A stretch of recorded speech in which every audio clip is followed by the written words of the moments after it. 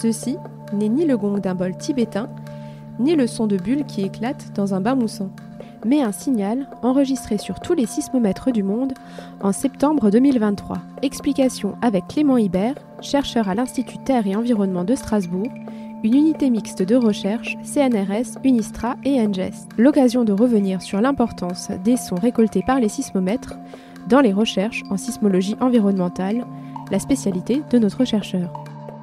Vous écoutez Sons de Science, le podcast qui vous explique la science derrière les sons, un podcast de l'Université de Strasbourg. Le signal qu'on vient d'écouter, donc c'est un signal qui était assez exotique en ça qu'il est harmonique. Donc c'est une seule fréquence, une seule note qu'on a pu enregistrer sur tous les sismomètres du monde. Et c'est une observation qui est unique. Et c'est un signal qui a duré 9 jours. Alors là, pour pouvoir l'entendre, c'est un signal qui était très basse fréquence. On a dû le raccourcir, on l'a ramené à 12 secondes pour que sa fréquence revienne dans l'échelle des fréquences audibles. Et donc en enquêtant un peu avec des dizaines de collègues sismologues mobilisés un peu partout dans le monde, on a pu remonter à la source de cet événement-là, qui est en fait une sèche, donc un fjord qui est rentré en résonance.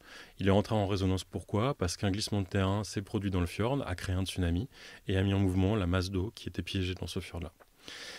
Et donc la sismologie a permis de détecter cet événement qui était particulier. La sismologie, c'est avant tout la science des tremblements de terre, mais là, en l'occurrence, on a détecté une source qui n'était pas un tremblement de terre.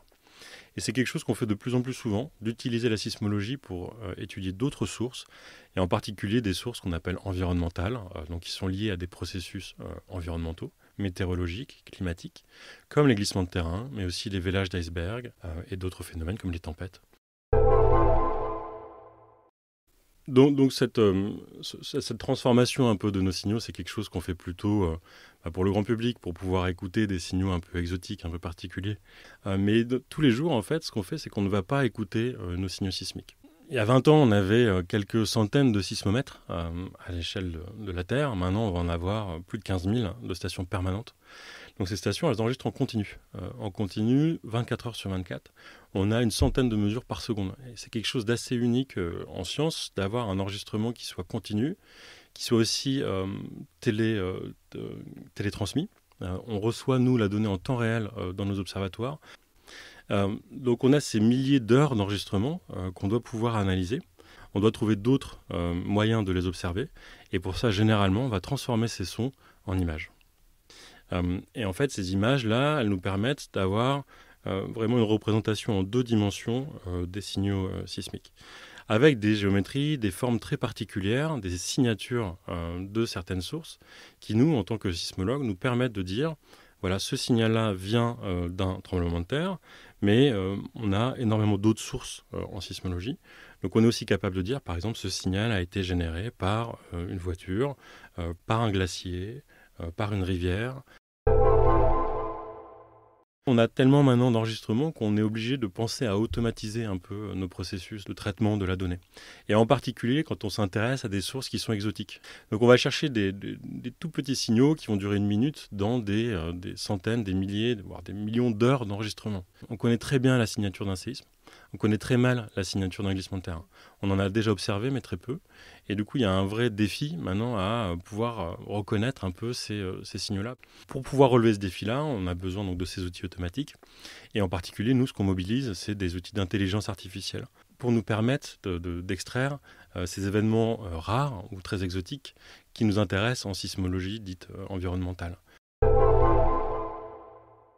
Ces événements, on a souvent du mal à les documenter.